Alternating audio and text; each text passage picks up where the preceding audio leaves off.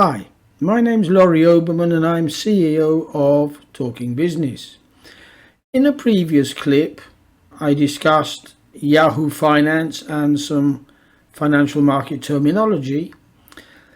In this clip, we're going to talk about the Google Finance facility and how you can trace and follow your favorite stocks and shares by using Google Sheets. So, let's get down to business. First of all, we need to choose a particular share or stock that we're going to follow, and we need its identification known as a ticker. So let's see if we can find the ticker for a share representing a new and exciting software platform called Monday.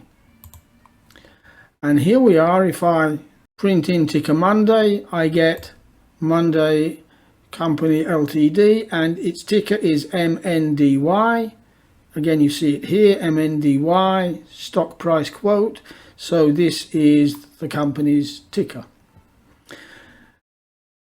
Now what we need is to get to Google, and then we ask for Google Sheets.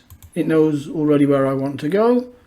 Google Sheets, free online spreadsheet. So of course we'll be looking at something very similar to Excel. On we go. Go to Sheets. By the way, if you have a Google account, you can sign in. But let's just go to Sheets. And here I'm going to open a blank sheet.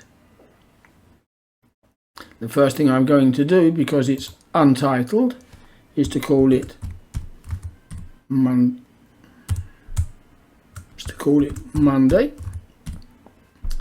And here also I will title what is going to be a table as Monday. I like to center things and bolden my titles. That's the way I work. Now, we need to find Google Finance. So we type in equals Google Finance. You see, I've only gone as far as GO, but if you keep going, it gives you all the Google options, and of course the one we want is Google Finance. And here we have an explanation as to what has to go inside the bracket. So let's have a quick look. First of all, there's the definitions. We need the ticker, which we've just said is the identification, the attribute, and if we want to do something historical, then the starting and ending dates and the interval. In basic English, that means the ticker is here, the attribute is the price, the starting date Google gives as an example is the 1st of January 2014, the end date, the end of that year, and they've asked for daily figures. Now, what I'm going to do, and by the way, the explanations are down here, but what I'm going to do is put in MNDY, that's the ticker, comma, space, and then just price. That's all we want right now. And let's see what happens. And this is the current price of Monday's share. Let's now delete that. And this time we're going to copy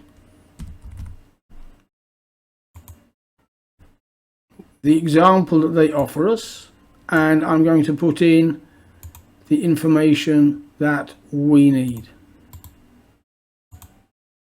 So Google Finance we already have, and the opening bracket we already have. We're not interested in Google, we're interested in MNDY.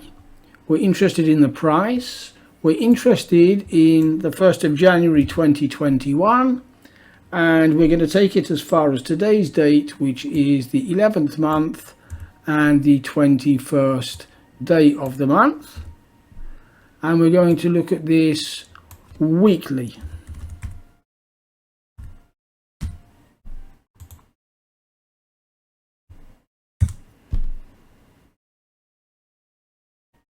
and there is something wrong here because I forgot to change the year.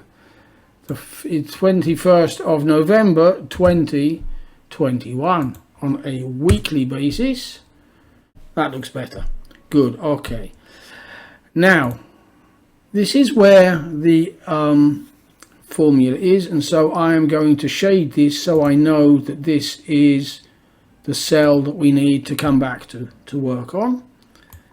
Again, I will center these.